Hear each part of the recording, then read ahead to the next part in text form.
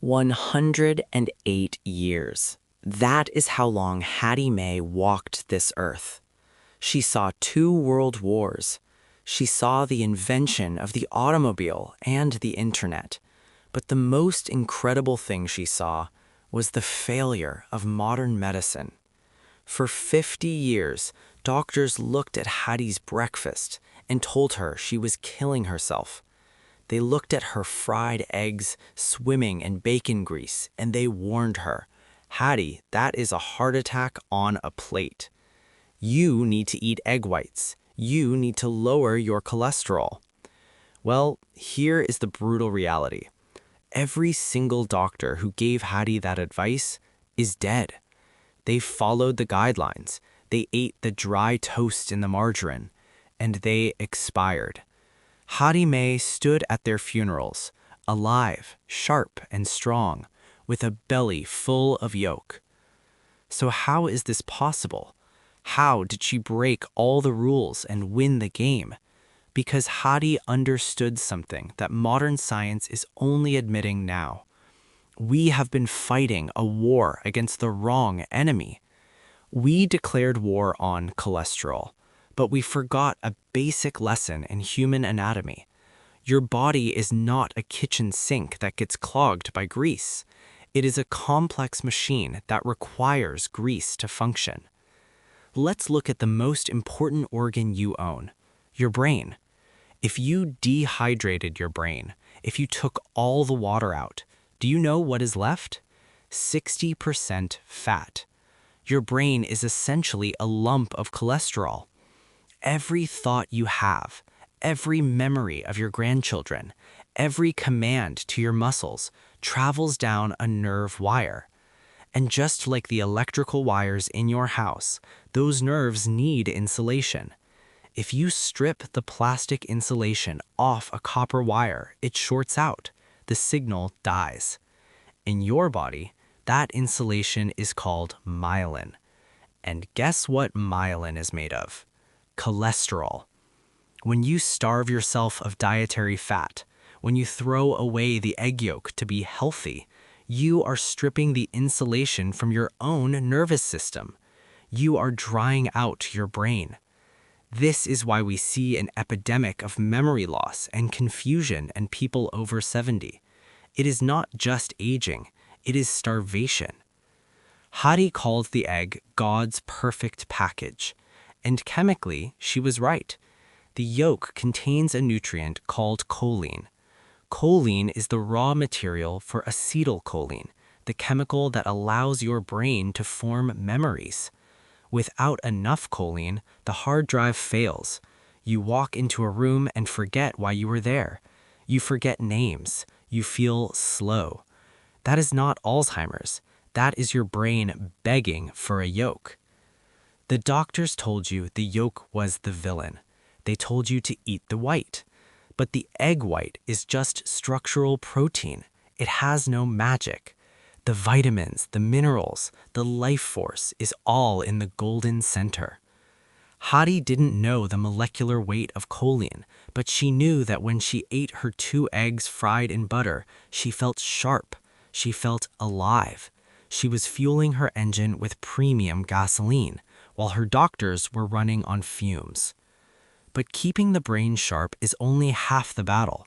To live to 108, you also need to keep the body from withering away. You need muscle density. And to get that, Hattie ate the one thing that modern society tells you to fear most. Let's look at the second forbidden food, the red meat, and why avoiding it is the reason you feel so tired. Why avoiding it is the reason you feel so tired. Look around at the average nursing home today.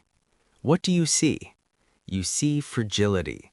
You see men and women who look like they are fading away. Their skin is translucent, their arms are thin, their walk is a shuffle. Medical science calls this sarcopenia, the age-related loss of muscle mass. But Hattie didn't have sarcopenia. At 108, she was still sitting upright. She was still moving under her own power. Why? Because she ignored the advice to switch to lean meats. She ignored the chicken breast and salad prescription. She ate red meat, grass-fed beef, liver. Now, before you panic about saturated fat, let's look at the chemistry of energy. Why do so many people over 70 feel perpetually exhausted? Why does getting out of a chair feel like climbing a mountain? It is because their mitochondria, the microscopic power plants inside their cells, are starving. They are missing two critical nutrients, carnitine and CoQ10. Carnitine is the delivery truck that carries fat into the mitochondria to be burned for fuel. Without carnitine, the fuel stays in your blood, raising your triglycerides, and the engine stays cold, leaving you tired. And where do you find the highest concentrations of carnitine in nature? The clue is in the name, carne, meat, specifically red meat. Chicken breast has very little, tofu has none. When you cut red meat out of your diet to save your heart, you are inadvertently cutting the fuel line to your muscles. You are running on fumes. Hattie's body was saturated with carnitine. Her engines were flooded with fuel. And then there is the blood itself. To build strong, oxygen-rich blood, you need iron. But not all iron is created equal. There is heme iron found in meat and non-heme iron found in plants. Heme iron is bioavailable. It slides straight into your system. Non-heme iron is stubborn. Your body struggles to convert it. You would have to eat a bucket of spinach to get the same usable iron as a small steak. This is why so many seniors are secretly anemic. They are pale, they are cold, they are breathless. They are eating their vegetables, but they are biologically rusting from a lack of high-quality metals. Hattie said, "A cow is just a machine for turning grass and sunlight into strength." She was right. The cow does the hard work of digesting the cellulose, concentrating the nutrients, and packaging them into a dense form that human beings can absorb. When you eat that steak, you are downloading that strength. You are eating density. But eating dense nutrients is not enough. You also need to protect the machine from wear and tear. You need to stop the rust. Hattie had 3 secret weapons for this, 3 dark, bitter substances that she consumed every single day, foods that scientists now know are the most powerful antioxidants on the planet. But of course, the experts told her 2 of them were bad habits. Let's talk about the dirty motor and the power of coffee and cacao. Experts told her 2 of them were bad habits. We have fueled the engine. Now we must protect it. The biggest threat to aging is not bacteria or viruses. It is oxidation. It is the biological equivalent of rust. Every time your cells produce energy, they create waste products called free radicals. If you don't clean up this waste, your cells corrode, they age, they die. Hattie May didn't know about free radicals, but she craved the antidote. She craved polyphenols, and she got them from 3 sources: coffee, berries, and raw cacao. Let's start with the one most people are afraid of, coffee. Hattie drank it black, strong, every single morning. Doctors say coffee raises your blood pressure. It makes you nervous. But the data tells a different story. Coffee is the #1 source of antioxidants in the Western diet. It contains chlorogenic acid, a compound that protects your DNA from damage. It wakes up the liver and helps it flush out toxins. For Hattie, coffee wasn't a vice. It was her morning cleaning crew. But her real secret weapon was something even more potent. She mentioned a bitter powder she put in her coffee. She called it dirt and magic. She was talking about raw cacao, not chocolate, not the sugary candy bars. We mean the raw, unprocessed bean. And she mentioned a strange word, PQQ. This stands for pyrroloquinoline quinone. This is a mouthful, but it is a miracle molecule. PQQ is one of the only substances known to science that stimulates mitochondrial biogenesis. That means it tells your body to grow new power plants. As you age, your mitochondria die off. You lose your spark plugs. That is why you get tired. But when you consume PQQ, you are literally building new spark plugs.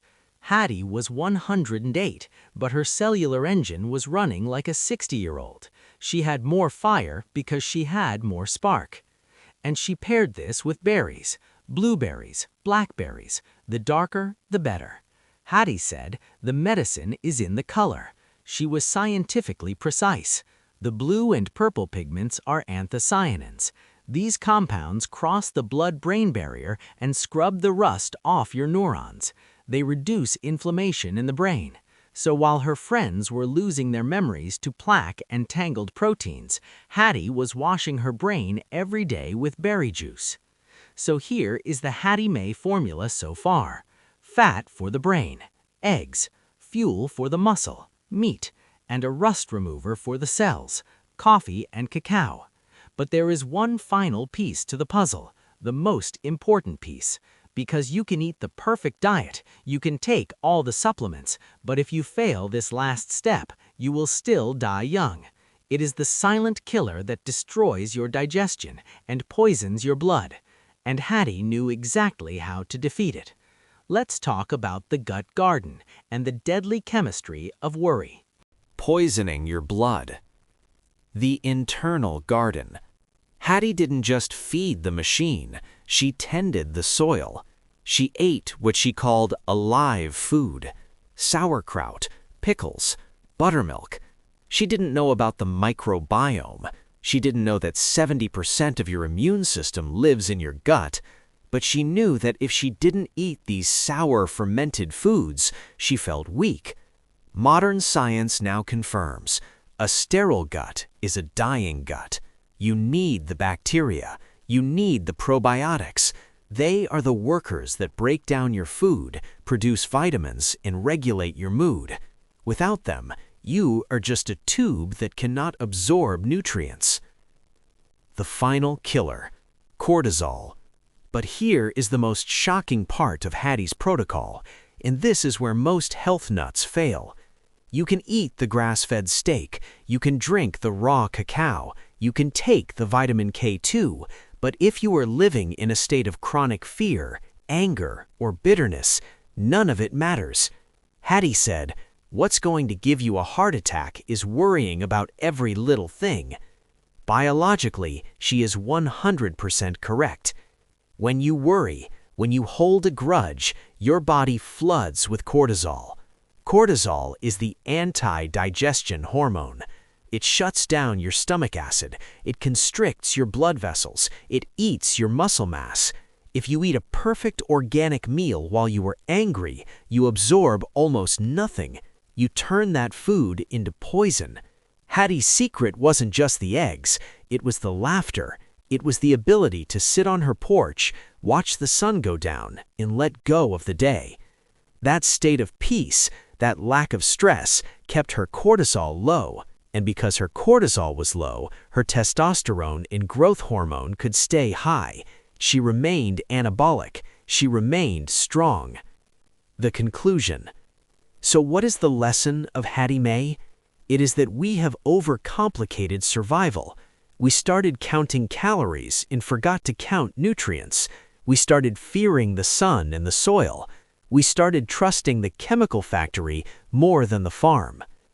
If you want to live to 100, stop eating like a sick person.